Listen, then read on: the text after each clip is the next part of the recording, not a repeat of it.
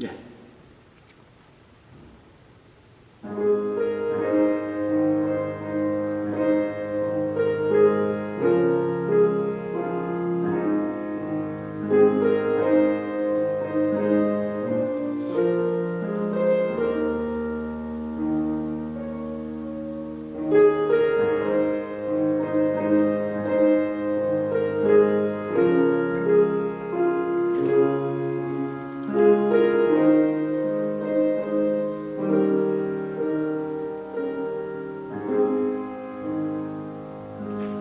여러분 한 주년 동안도 주 안에서 평안하셨는지요? 오늘 저와 여러분들이 모인 그곳이 우리 성령께서 함께 하셔서 놀라운 하나님의 은혜가 축복이 함께하는 자리가 되시기를 기원합니다. 다 함께 묵상 기도하심으로 예배 하나님 앞에 올려드리겠습니다.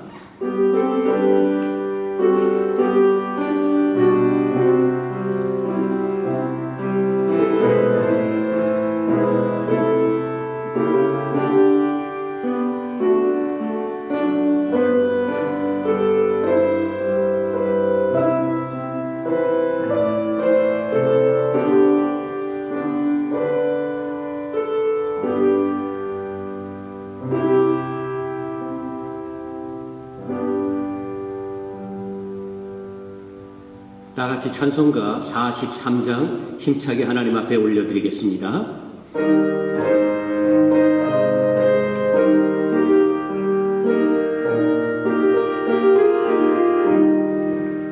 즐겁게 한시 갈 날 반갑고 좋은 날 내 마음을 편케 하니 즐겁고 기쁜 날 이 날에 천하 만민 다 보좌 앞에서 참 되신 삼위일체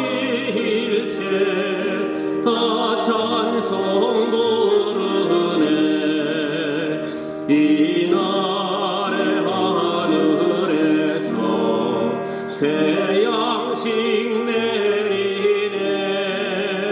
성회로 모이라고 종소리 울리네. 복음의 밝은 빛은 온 세상 비치며 또 영생물이 흘러 시원케 하시네.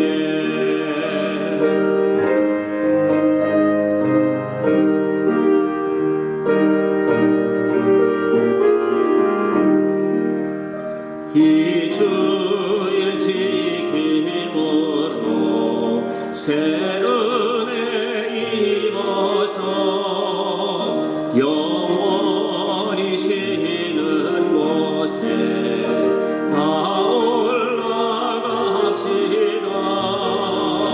성부께 찬미하고 성자와 또 성령 참 되신 삼위일체 다 찬송 부르세.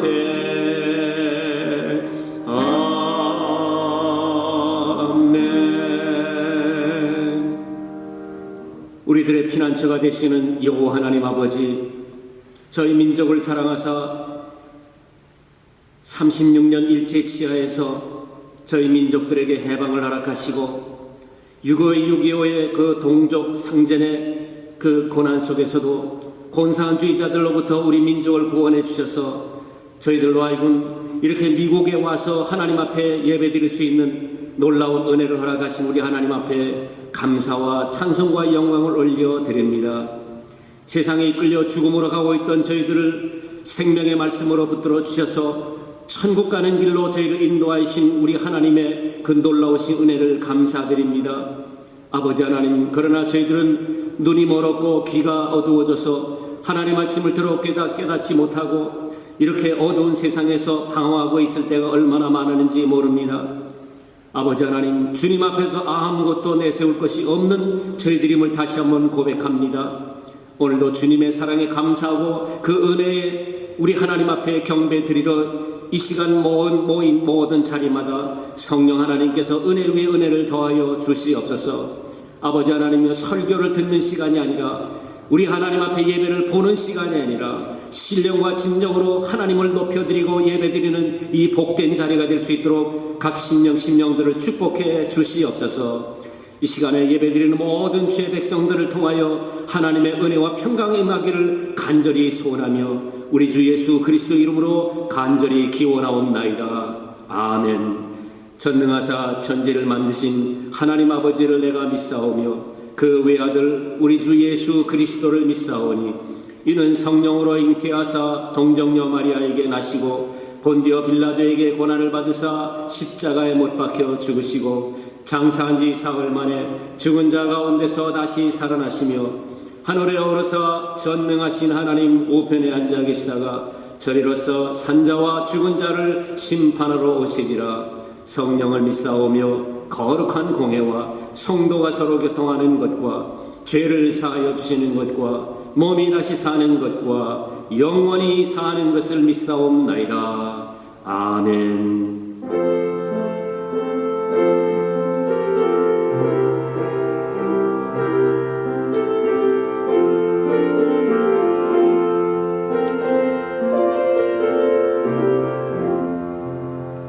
피난처 있으니 환난을 당한 자 이리 오라.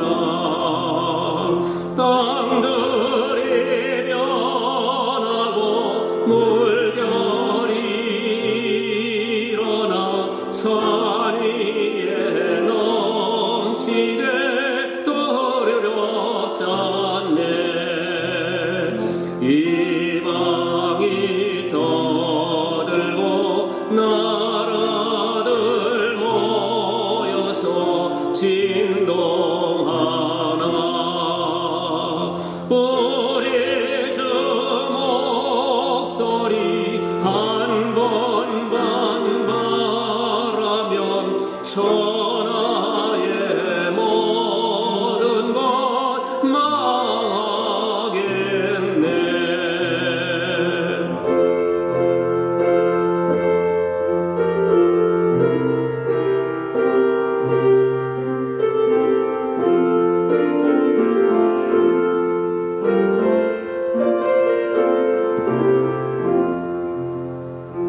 만유 주 하나님 우리를 도우니 피난처여. 세상의 난리를 그치게 하시니 세상의 정권이 쓸데없네. 높으신 하나님 우리를 구하니 할렐루야. 괴로움이 심하고 환난이 극하나 피난처 되시는 주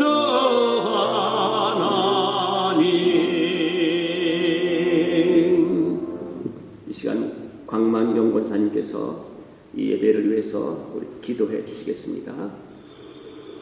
사랑과 은혜가 풍성하신 하나님 아버지, 오늘도 살아서 역사하시며 온 우주를 통치하시는 능력의 하나님, 만유 위에 계셔서 인생을 굽어 살피사 전심으로 주를 찾는 자를 찾으시고 만나주시는 능력과 사랑의 하나님, 우리를 사랑하사 독생자 예수 그리스도를 믿는 믿음으로 대속의 은혜를 베풀어 주심에 감사와 영광을 올려드립니다. 아멘. 코로나 바이러스로 우리의 일상이 무너지고 화성을 탐사하는 눈부신 과학을 뽐내지만 눈에 보이지도 않는 지극히 작은 바이러스로 모든 생활이 정지되는 상황 가운데 아무것도 할 수 없는 무력한 인생임을 다시 한번 실감하며 오직 삼위일체 하나님께만 구원이 있음을 믿음으로 고백합니다.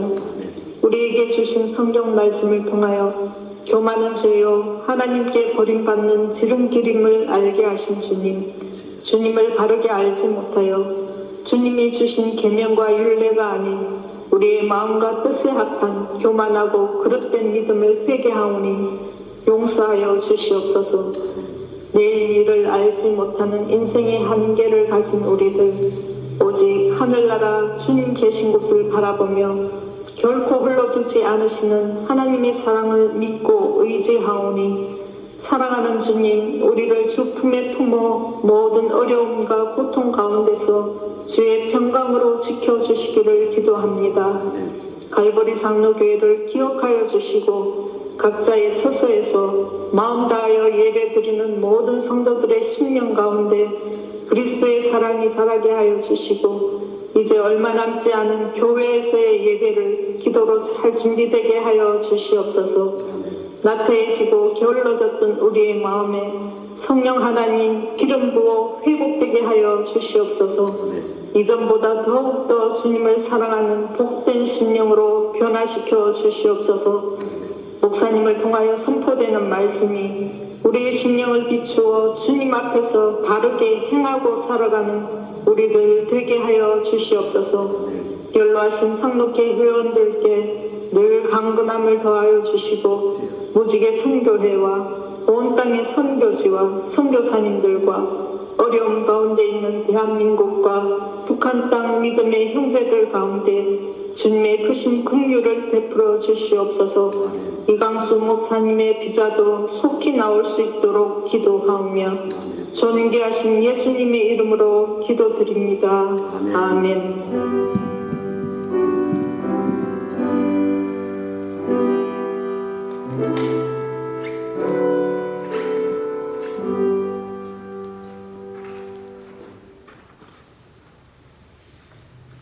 사무엘상 27장 1절부터 12절까지 함께 봉독하시겠습니다. 다윗이 그 마음에 생각하기를 내가 후일에는 사울의 손에 붙잡히리니 블레셋 사람들의 땅으로 피하여 들어가는 것이 좋으리로다. 사울이 이스라엘 온 영토 내에서 다시 나를 찾다가 달령하리니 내가 그의 손에서 벗어나리라 하고 다윗이 일어나 함께 있는 사람 600명과 더불어 가드왕 마옥의 아들 아기스에게로 건너가니라.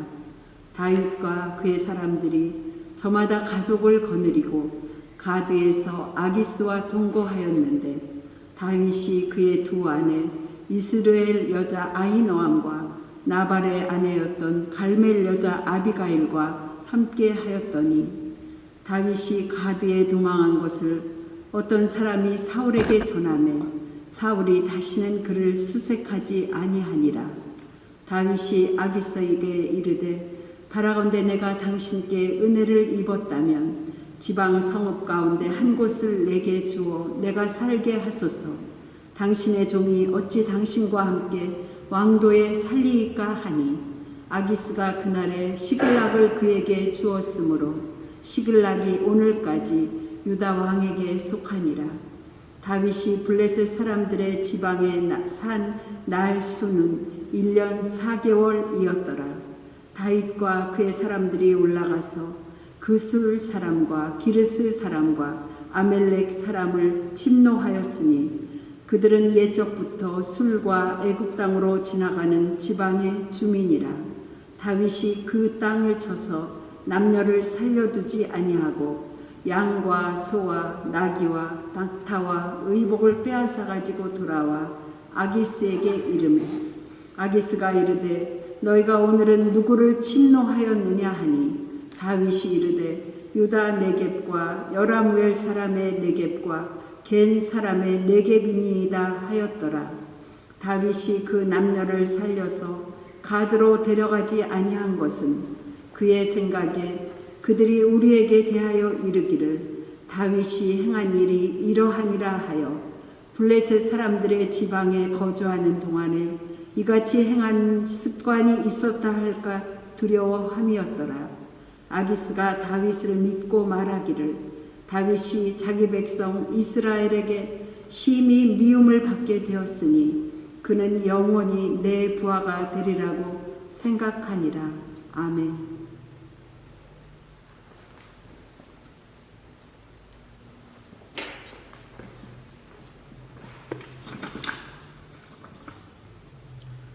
오늘 주일 갈보리 온 가족이 각자의 가정에서 예배드리는 시간입니다. 여러분이 계시는 곳은 다르지만 우리 모두가 성령님께서 주시는 감동으로 하나님을 기쁘시게 해드리는 예배가 되시도록 여러분에게 은혜가 충만하시기를 기원합니다. 미국 전역에서 코로나 바이러스 감염자들이 아직 증가 추세에 있습니다. 특별히 오렌지 카운티 또 LA 카운티가 지금 연일 최고치를 기록하고 있어서 심히 우려가 됩니다. 주에 따라서는 마스크를 착용하는 것이 권고가 아니라 반드시 지켜야 하는 행정명령까지 다시 지금 발표되고 있습니다. 따라서 매주일 저희가 추위를 지켜보면서 예배 모임을 재개할 예정입니다. 저희 어머님 계신 양로원에도 지금 확진자가 나와서 비상 상태에 있다고 합니다. 여러분 답답하신 면이 있더라도 조금 더 기다려 주시기 바랍니다. 매주 목요일 제가 아침에 메일을 발송해 드리고 있는데 금요일이나 토요일보다 늦게 도착하시는 분들도 간혹 있는 것으로 알고 있습니다. 여러분이 만일 토요일까지 받지 못하셨다면 저에게 메시지를 남겨주시면 카톡이나 메시지로 제가 주보를 보내드리도록 하겠습니다. 가능하시면 가까운 분들끼리 더 전화로 긴밀하게 연락하시어 소외되시는 분이 없기를 바랍니다. 특별히 건강이 여의치 못한 분들이 여러분들이 계시는 것을 제가 알고 있습니다. 그분들을 위해서 제가 특별히 기도하고 있지만은 여러분들도 늘 관심을 가지시고 함께 기도해 주시면 감사하겠습니다.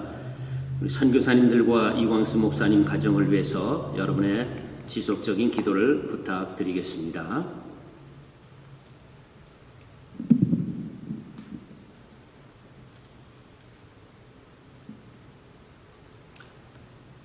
지난 22일에 세계보건기구 WHO 사무총장이 이런 말을 했습니다. 코로나 바이러스의 여파가 향후 수십 년간 지속될 것이다.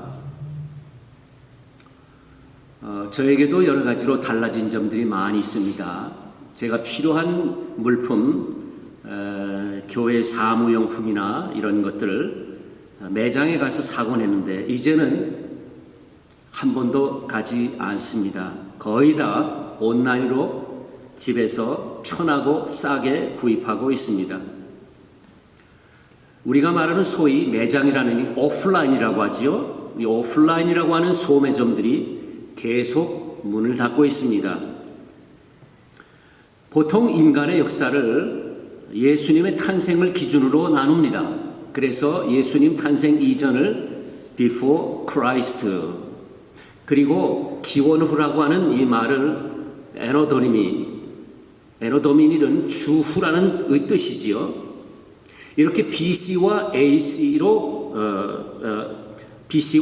나눴습니다. 그런데 여러분들이 그런 얘기를 합니다. 이제는 BC와 AC로 나누어질 것이다. BC가 뭡니까? Before Corona. 그 다음에 AC는 After Corona. 이렇게 나누어질 것이다. 이전과는 여러 가지 면에서 많이 달라지는 세상이 될 것이다. 그런 세상을 우리가 앞으로 살아갈 것입니다. 지금은 우리가 잘 모릅니다만은 여기에도 하나님의 뜻이 있지 않을까 분명히 그렇게 생각이 됩니다. 이 사무엘이라고 하는 이스라엘의 초대 왕이 하나님 앞에 계속 말씀을 거역합니다. 그래서 사무엘 선지자를 통해서 하나님께서는 내가 너를 버렸다고 말씀합니다. 선언하십니다. 그리고 슬퍼하는 사무엘에게 하나님께서는 이세의 아들들을 데려다가 그 중에서 하나에게 기름을 부으라고 말씀합니다. 그래서 기름 부음 받은 자가 바로 이새의 막내 아들인 다윗입니다. 다윗이 왕이 되었습니다. 그러나 정작 그의 삶은 왕하고는 완전히 다른 삶을 살게 됩니다. 다윗을 정적으로 여긴 사울이 그를 죽이려고 혈안이 되어 추격합니다. 오랜 동안 다윗이 사울의 추격을 피해 다닙니다. 몸과 마음이 다 지쳐버렸습니다. 이스라엘 유대 땅에는 더 이상 내가 숨을 곳이 없다고 그가 판단하게 됩니다.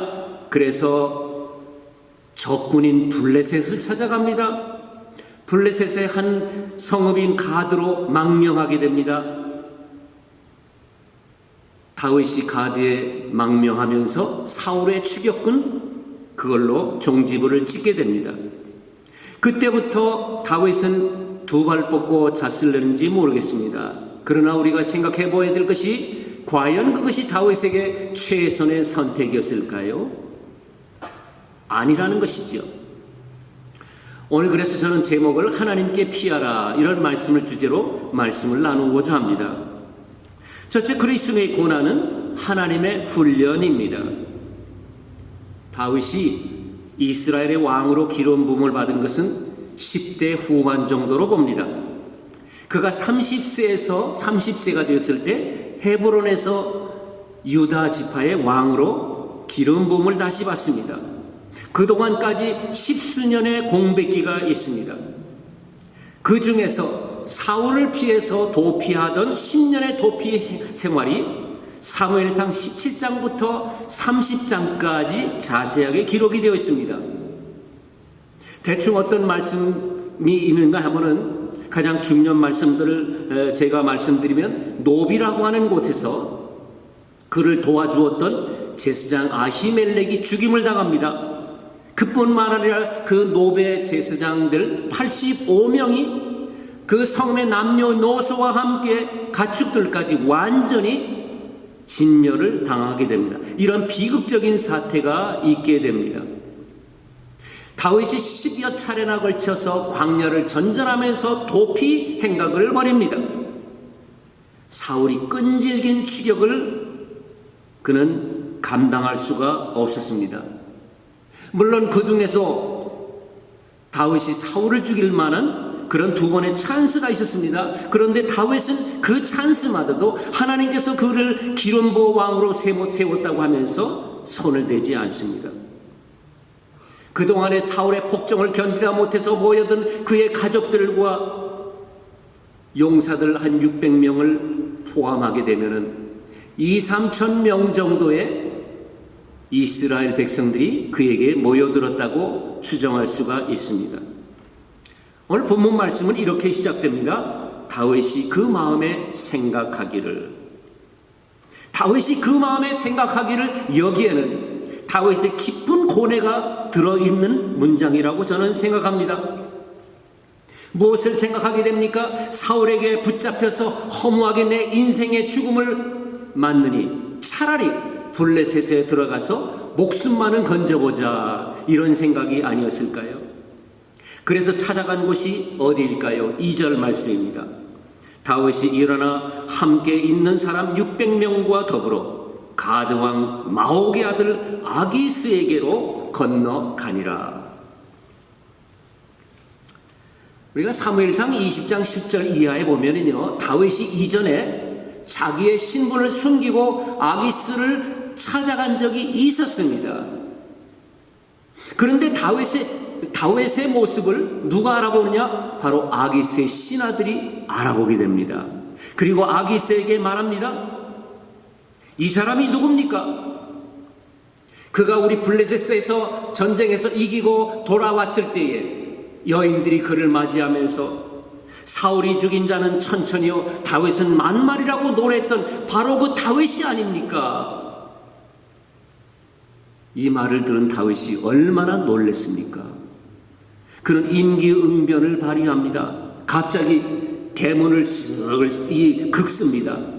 그리고 침을 질질 흘려가지고 미친 사람 흉내를 내가지고 그런 행세를 해가지고 간신히 그 위기를 모면한 적이 있었습니다. 여러분, 다윗에게는 정말 수모였습니다. 그런데 이런 수모를 겪었음에도 불구하고 다윗이 아기스를 다시 찾아간 것입니다. 비장한 각오로 찾아갔습니다. 3천 명의 정예부대를 동원해서 자기를 잡으려는 이 사울의 오랜 추격에 그는 그만 지쳐버렸습니다. 자기를 따르고 있는 수많은 식속들을 먹여 살릴 그러한 방법도 없습니다. 어쩌면 다윗으로서는 이것이 최선의 선택이었을지도 모르겠습니다. 다윗이 아기스에 가서 뭐라고 말합니까? 5절에 보면은 나는 당신의 종입니다. 이렇게 말합니다. 당신의 종이라고 하는 뜻이 무엇을 말할까요? 나는 당신의 명령대로 당신을 위해서 싸우는 이제 당신의 용병이 되겠습니다. 이런 뜻입니다. 나는 당신을 위해서 싸우겠습니다. 당신 마음대로 나를 사용해 주세요. 그런데 이 말을 듣고 아기스가 받아들입니다. 무슨 속셈이었을까요? 여러분, 블레셋에 5 동맹이 있었습니다. 가사와 아스돗과 에스글론과 그리고 에그론, 이렇게 5 동맹이 있었는데, 만일에 이 다윗이 자기를 도와주면 그 블레셋 5 동맹 중에서 자기가 주도권을 행사하고 블레셋의 왕주로 자기가 군림할 수 있다는 자신감이 다윗을 받아들이게 했습니다. 자, 다윗의 의도대로 블레셋의 카드로 숨어 들어간 이 소식이 사울의 귀에 들어가자 드디어 사울이 수색을 포기했다고 4절에 말씀합니다. 블레셋의 다윗이 항복했으니까 이제 그가 이스라엘 왕이 되고자 하는 이 왕권은 이미 포기한 것이나 다름없다고 생각했을 것입니다. 다윗의 정치 생명은 다 끝났으니까 이제는 내가 다윗 때문에 걱정할 일은 다시는 없을 것이다. 그런 생각에서 이제 사울도 포기한 것이죠. 성경은 고난에 대해서 우리에게 뭐라고 가르치십니까? 시편 119편 71절을 함께 보겠습니다. 고난당한 것이 내게 유익이라. 이로 말미암아 내가 주의 율례들을 배우게 되었나이다. 또 이사야 선자는 이사야서 48장 10절에서 우리에게 말씀해 주십니다. 보라, 내가 너를 연단하였으나 은처럼 하지 아니하고 너를 고난의 풀무 속에서 택하였노라. 고난의 풀무 속에서 금처럼 너를 연단해서 내가 너를 사용하겠다. 하나님께서 이사야 선자를 통하여 주시는 예언의 말씀입니다. 고난에 대해서 우리 민족도 젊어서 고생은 돈 주고 못 산다고 하는 이야기를 합니다. 그래서 일부러 고생을 하는 것 굉장히 좋다 이런 얘기를 하고 있습니다만은 정작 여러분, 고생을 원하는 사람은 아무도 없습니다. 그런데 하나님께서는 고난의 유익을 아시기 때문에 우리에게 너 고난 받을래? 고난을 안 받을래? 물어보시지 않고 그냥 주시는 것이 인생의 고난입니다. 하나님께서 우리 인생에게 내게 유익하기 때문에 내가 준다. 그리고 주는 것이 고난입니다. 다윗의 고난에는 어떤 의미가 있었습니까? 내가 너를 장차 크게 쓰겠다. 그런 분명한 의도입니다. 시편이 150편으로 구성되어 있습니다. 그 중에서 다윗의 시편을 73편으로 봅니다.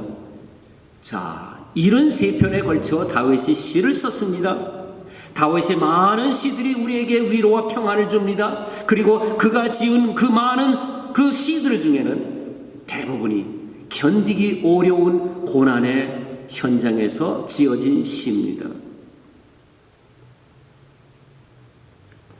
시편 23편 우리 그리스도인들이 애송하는 시지요. 그가 사망의 음침한 골짜기에서도 하나님이 자기를 어떻게 인도하셨는가를 찬양하고 있지 않습니까? 저희들이 3월 셋째 주일부터 시작한 이 영상 예배를 이렇게 오늘도 드리고 있습니다. 주일마다 저는 저희 집사람과 함께 예배당에 와서 예배를 드렸습니다. 아무도 예배당에 보이지 않았습니다. 정막뿐이었습니다. 이렇게 조용한 예배당에 오면서 제 자신이 한번 생각해 봅니다. 얼마나 많은 주일 아침에 과연 내가 감격과 감사한 마음으로 하나님 앞에 예배를 드렸던가. 한 주 한 주 예배가 얼마나 소중했는데 그 소중함을 과연 내가 뼛속 깊이 깨닫고 예배를 드렸는가. 여러분, 과거의 평범했던 생활이 우리에게 얼마나 축복이온가를 우리에게 절실히 깨닫게 해주시는 시간인 줄로 압니다. 오늘 저와 여러분 각자가 나름대로 당하고 있는 크고 작은 고난들이 먼 훗날 생각해 볼 때 그 시간이 내 인생에서 참 유익하고 좋은 시간이었다. 이렇게 감사할 수 있는 날이 반드시 돌아올 줄로 꼭 믿으시기를 바랍니다. 두 번째 우리에게 주시는 말씀은 신앙에서 멀어지지 말아야 한다고 말씀합니다. 다윗이 아기스에게 요청한 말씀이 5절입니다. 함께 읽어보겠습니다. 다윗이 아기스에게 이르되 바라건대 내가 당신께 은혜를 입었다면 지방 성읍 가운데 한 곳을 내게 주어 내가 살게 하소서. 당신의 종이 어찌 당신과 함께 왕도에 살리까 하니. 아까 말씀드렸지만 여기 당신의 종이란 말씀은 내가 당신에게 고용된 용병으로 살아가겠다고 하는 그런 이야기입니다. 내가 당신의 종인데 당신의 용병인데 내가 어찌 당신과 함께 당신의 백성들이 사는 왕도에서 함께 살 수가 있겠습니까? 나로 하여금 저 먼 지방 성읍 가운데 한 곳을 주어서 거기에 살게 해 주시옵소서. 여러분, 이스라엘의 왕으로 기름 부음 받았던 이 다윗이 지금 아기스의 종을 자처하고 있습니다. 이 말을 가만히 생각해 보면서 아기스가 무엇을 생각했겠습니까? 아기스의 입장에서도 갑자기 다윗의 식솔들 한 2-3천 명이 그 왕도에 쭉 퍼져서 북적북적 되면은 자기 백성들과 갈등을 일으킬 소지도 우려했을 것입니다. 그러나 다윗의 입장에서는 그래도 신앙적인 그런 면을 생각했지 않았을 것인가 그런 생각을 해봅니다. 여러분, 자기의 식솔들이 이 우상 문화가 만연한 이 왕도에 살면서 그 우상의 영향을 받을 것을 우려하는 그런 신앙적인 면도 있었다고 봅니다. 아무튼 다윗은 가능하면 아기스에게서 멀어지기를 원했을 것입니다. 그리고 그의 요청대로 다윗은 시글락이라고 하는 맨 남쪽에 있는 변방을 얻게 됩니다. 6절 말씀에 있습니다. 여러분, 시글락이 어떤 곳인 줄 아십니까? 여호수아 15장 31절에 보시면은 여호수아가 가나안을 정복하고 그리고 분배해 줄 때 이 시글락을 누구에게 분배해 주느냐? 유다 지파에게 분배해 주었습니다. 여호수아 15장 31절에 있는 말씀입니다. 그런데 유다 지파가 땅을 분배받고 정착하는 과정에서 그 밑으로 누가 오게 되느냐? 시몬 지파가 오게 됩니다. 시몬 지파가 너무 작아서 유다 지파의 더부살이로 들어가게 됩니다. 그때 유다 지파가 자기가 받았던 성읍 시글락을 바로 이 시몬 지파에게 넘겨줍니다. 그러다가 사사기에 들어오면서 블레셋에게 이 시글락을 빼앗기게 되었습니다.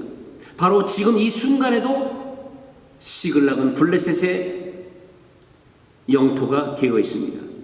그러니까 사실은 어떻게 보면은 다윗이 시글락을 지금 차지해서 내려간 것은 원래 자기의 땅이었던 것을 회복했다. 저는 신앙적으로 그렇게 생각하게 됩니다.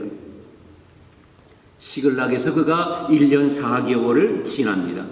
그런 동안에 한 가지 사건이 일어납니다. 다윗이 블레셋과 아주 가까웠던 이 성읍들을 공격합니다. 그슬과 기르스와 그리고 아말렉을 공격했다고 8절에 나와 있습니다. 그리고 공격해서 다 그들을 진멸하고 한 사람도 살려두지 않고 노획물들을 빼앗아 가지고 그 노획물들을 가지고 유다 지파에도 보내고 그리고 일부를 아기스에게 갖고 와서 보고를 합니다. 그리고 아기스에게 보고를 하는데 어디에 어느 나라를 침공했느냐고 물어볼 때 이 다윗이 대답하기를 내가 유다와 여라무엘과 겐 족속을 공격했습니다. 거짓 보고를 했습니다. 다윗이 왜 거짓 보고를 했을까? 마치 다윗이 블레셋과 적인 그 블레셋과 대적들인 유다 지파의 그 가까운 사람들을 공격을 해서 내가 다윗 이 아기스의 신임을 더 얻어보겠다고 하는 그런 심산이었습니다. 그리고 아기스는 이 다윗의 거짓 보고를 그냥 받아들입니다. 이제 유대인들이 아기스를 이 다윗을 미워하게 되었으니 그는 영원히 내게 부하가 될 것이다. 이렇게 철석같이 믿게 됩니다. 다윗이 유다의 대적들을 공격한 것은 자신이 지금 블레셋 땅에 들어왔다는 부담에서 벗어나려고 했던 그러한 의도로 보이게 됩니다. 아무리 그래도 그렇지 자기가 용병으로 자처한 이 아기스에 가가지고 태연하게 거짓말로 상대방을 속인 것은 일생을 정직하게 살아온 이 다윗으로서 그리고 하나님만을 굳건하게 의지한 다윗으로서는 그의 신앙이 얼마나 바닥으로 내려가는 것을 그리고 얼마나 그의 신앙이 메말라는 것을 우리에게 보여주는 장면입니다. 시편을 연구한 학자들이 이렇게 얘기합니다. 그가 시글락에 머물렀던 16개월 동안에 다윗이 그 배경을 기반으로 해서 지은 시는 단 한 편도 없었다는 것입니다. 늘 기도와 찬양으로 하나님 앞에 의지를 했던 이 다윗이 신앙적으로 얼마나 지금 내려앉았는지 우리가 볼 수가 있습니다. 다윗이 피난 시절부터 늘 도움을 받았던 선지자 한 분이 있습니다. 갓이라고 하는 선지자입니다. 시글락에 가서도 갓은 당신이 여기 머무르면 안 됩니다. 여기서 다시 우리가 이스라엘로 들어가야 됩니다. 아마 그렇게 조언했을 겁니다. 다윗이 모압 지방에 자기의 부모를 의탁했을 때도 다윗에게 유다 숲으로 들어가라고 그렇게 조언했던 분이 바로 갓 선지자입니다. 그런데 시글락에서는 다윗이 갓 선지자의 말에 귀를 닫아버립니다. 현실적인 어려움을 자기 생각대로 처리했던 다윗을 우리가 보게 됩니다. 육신적으로는 모처럼 두 다리 쭉 뻗고 편하게 잤을지 모르겠습니다. 그런데 사람은 한치 앞을 바라볼 수가 없습니다. 얼마 후에 그는 지금보다 당하기 훨씬 어려운 위기를 당하게 됩니다. 사랑하는 여러분, 이것을 보면서 어떤지 얼마든 우리가 어떻게 어려움이 우리 안에 있든지 간에 어떤 어려움 가운데서도 하나님에 대한 신앙의 끝만은 꼭 놓지 마시고 하나님 편에 꼭 붙어 있으시기를 간절히 기원합니다. 마지막으로 우리에게 주시는 교훈의 말씀은 하나님께 피하는 것이 최선이라고 하는 것입니다. 28절을 우리가 쭉 28장을 읽어보면은 시글락에 안주하던 다윗이 큰 위기를 맞는 것을 보게 됩니다. 블레셋이 이스라엘과 대전투를 지금 준비합니다. 드디어 다윗을 활용할 때가 왔다고 여긴 아기스가 다윗에게 함께 참전하자고 그렇게 요구를 합니다. 자, 다윗의 입장이 정말 난처해졌습니다. 지금 이것 아기스의 말을 듣고 그는 조국 이스라엘과 대항해서 싸워야 합니다. 이것이 얼마나 여러분 마음에 부담이 되는 것입니까? 그렇다고 자신을 용병으로 받아준 아기스를 배신할 수도 없습니다. 이렇게 하지도 못하고 저렇게 하지 못하는 난처한 입장이 되었습니다. 여러분 600명을 이끌고 아기스를 따라서 출정하던 다윗이 갓선자의 말을 듣지 아니하는 그것을 얼마나 후회했을까요? 그런데 29장에 보면은 기적 같은 일들이 일어납니다. 전장에 도착했습니다. 네 방백들이 아기스에게 이의를 제기합니다. 이 사람이 다윗이 아니냐? 과거에 골리앗을 죽이고 우리를 대적했는 다윗을 우리가 어떻게 믿고 그와 함께 전쟁을 치르겠느냐? 안 된다는 얘기입니다. 다윗을 돌려보내라는 것입니다. 아기스가 그들에게 집니다. 결국은 다윗을 돌려보내면서도 다윗에게 미안하다, 미안하다 거듭 말합니다. 다윗으로서는 얼마나 안도의 숨을 쉬었겠습니까? 와, 정말 죽음의 자리에서 이제 살아났구나. 어쩌면 하나님의 은혜일 것이다 그러면서 그가 시글락으로 돌아오게 됩니다. 그런데 여러분, 시글락에는 더 엄청난 일이 그들을 맞이하고 있습니다. 다윗의 용사들이 전쟁터에 나간 것을 안 아말렉이 시글락을 쳐들어왔습니다. 그 성읍을 다 불태우고 아녀자우들과 이 모든 그 가축들을 다 끌고 가버렸습니다. 함께 출정했던 군사들이 기가 막힌 모습을 보고 어떻게 합니까? 6절 보십시오. 백성들이 자녀들 때문에 마음이 슬퍼서 다윗을 돌로 치자. 다윗을 졸로 치자 하니 다윗에게 모든 책임을 묻고 죽여버리자는 얘기입니다. 당신이 우리를 여기 데려와서 우리라고 우리 아내들을 아이들을 다 잃어버리게 생겼으니 당신이 책임을 져야 하느냐 아니냐느냐. 지도자에게 책임을 묻는 것은 당연한 일이 아닙니까? 여기까지 어떻게 왔는데 다윗이 목숨을 부지할 수 없는 이 위기를 정말 얼마나 힘들어했을까요? 여러분, 다윗이 어떻게 합니까? 다윗이 크게 다급하였으나 그의 하나님 여호와를 힘입고 용기를 얻었더라. 막다른 골목에서 그가 하나님 여호와를 힘입었다고 했습니다. 생사의 기로에 있는 다윗이 하나님 앞에 기도했습니다. 그랬더니 하나님께서 용기를 주셨다고 했습니까? 에봇을 가져오라 그래서 하나님 앞에 물어봤습니다. 내가 다윗 이 아말렉을 가면은 잡을 수 있겠습니까? 하나님이 응답하십니다. 내가 아말렉을 따라가면은 도로 잡을 것이고 찾을 것이다. 응답을 받은 다윗이 아말렉을 끝까지 추격합니다. 그래서 마침내 빼앗겼던 가족들과 이 모든 우양들을 다 찾아오게 됩니다. 그 전쟁에서 어떤 일이 일어나는가를 성경은 말씀하고 있습니다. 블레셋과의 전쟁에서 사울과 그의 세 아들이 전사를 합니다.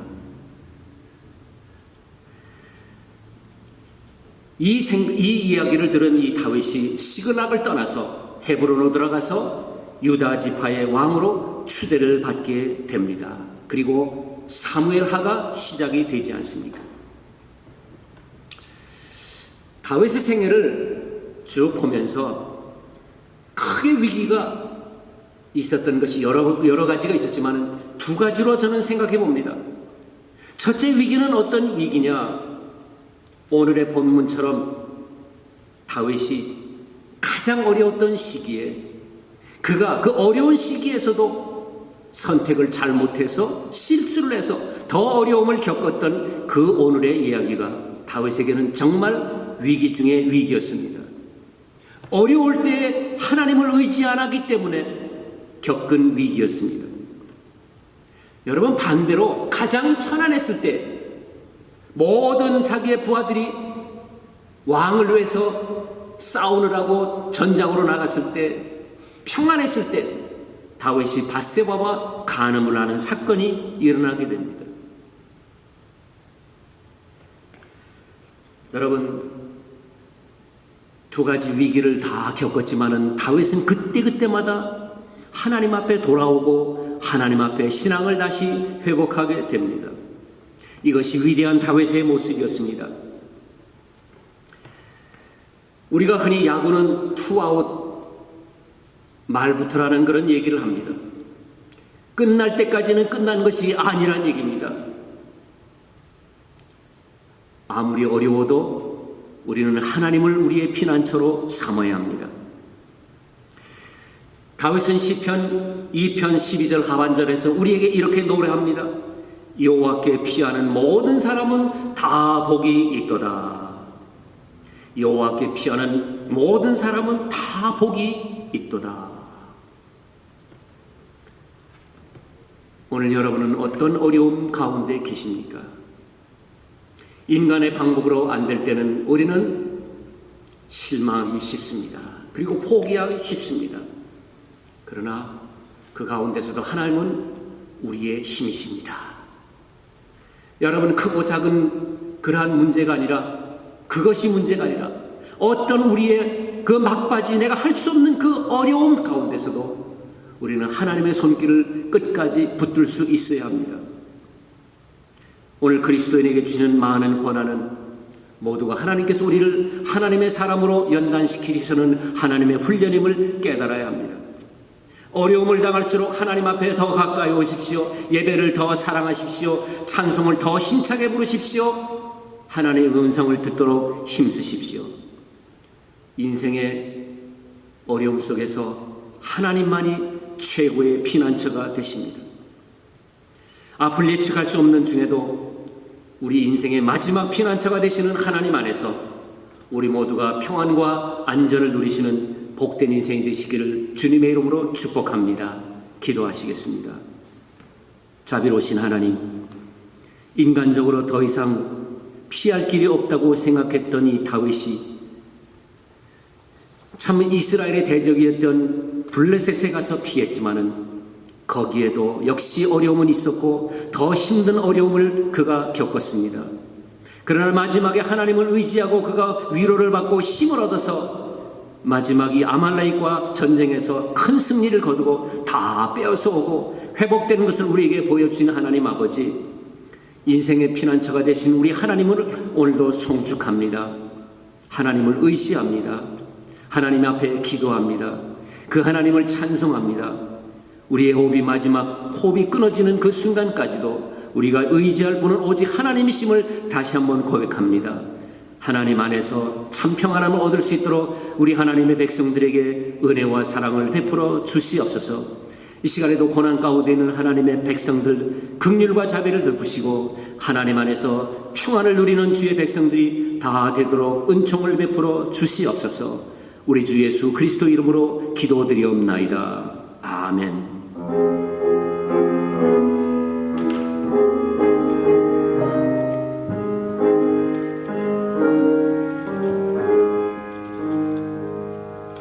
예수는 나의 힘이요 내 생명 되시니 구주 예수 떠나 살면 죄 중에 빠지리 눈물이 앞을 가리고 내 맘에 근심 쌓일 때 위로하고 힘주시니 주 예수. 예수는 나의 힘이요 내 친구 되시니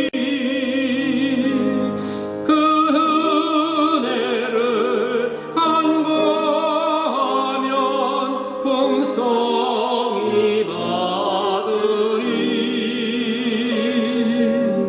햇빛과 비를 주시니 추수할 곡식만 도다 귀한 열매 주시는 이 주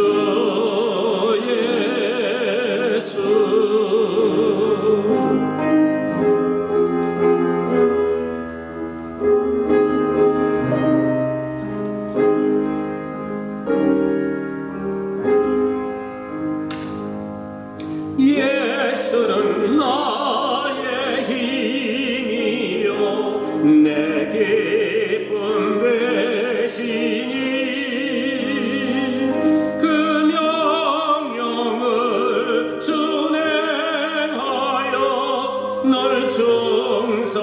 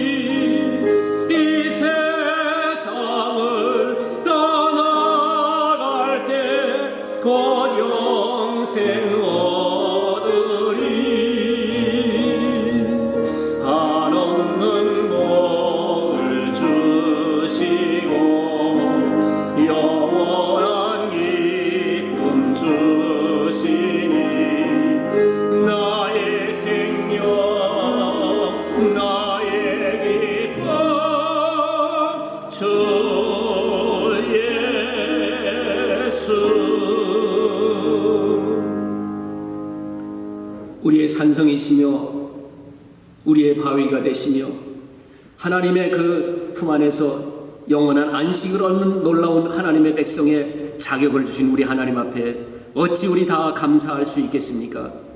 오늘 이 각 처소에서 하나님 앞에 신령과 전진령으로 예배드리는 하나님의 백성들 이 시간 한 분 한 분들을 주님의 품 안으로 인도하시고 아버지 하나님 저들이 한 주간 지날 때에도 하나님과 늘 동행하게 하시며 이 어렵고 험한 풍파 가운데서도 저희들을 안전하게 지켜주셔서 해함이나 상함이 없게 하시고 좌로나 우로 치시지 아니하고 우리 하나님만 바라보고 나아가는 한 주간이 되기를 간절히 소원하옵나이다. 저들의 마음속에 있는 모든 근심과 걱정을 우리 주님 앞에 다 내려놓습니다. 십자가 앞에서 참 평안을 얻기를 간절히 소원하오니 하나님이여 저희들을 받아 주시옵소서. 예수 그리스도의 보혈의 공로로 우리 모든 하나님의 백성들을 깨끗하게 씻어 주시옵시고 아버지 하나님 앞에서 늘 참으로 은혜가 충만하고 우리 하나님 기뻐하시는 삶을 한 주간도 살아드리는 하나님의 백성들이 다 되도록 은혜 베풀어 주시옵소서. 이 시간에도 하나님 앞에 감사한 마음으로 예물을 드렸습니다. 아버지 하나님께 참으로 드리는 모든 예물마다 주님 기뻐하시고 하나님 앞에 연락되는 놀라운 은혜를 허락해 주시옵소서.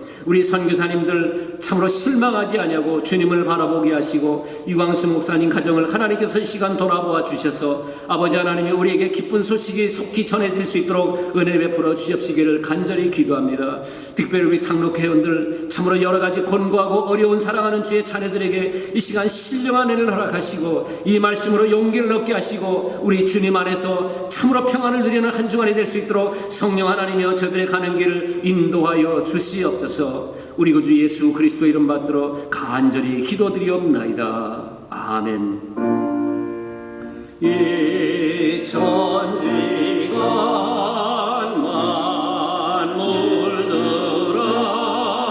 만물들아 복 주시는 주 여호와 전능성부 성자 성령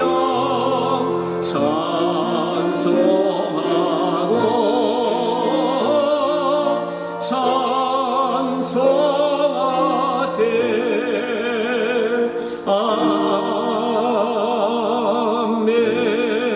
아멘.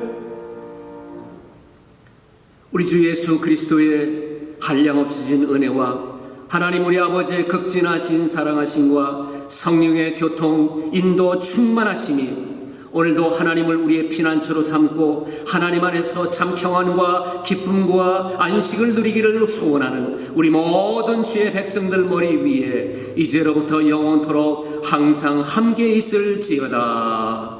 아멘.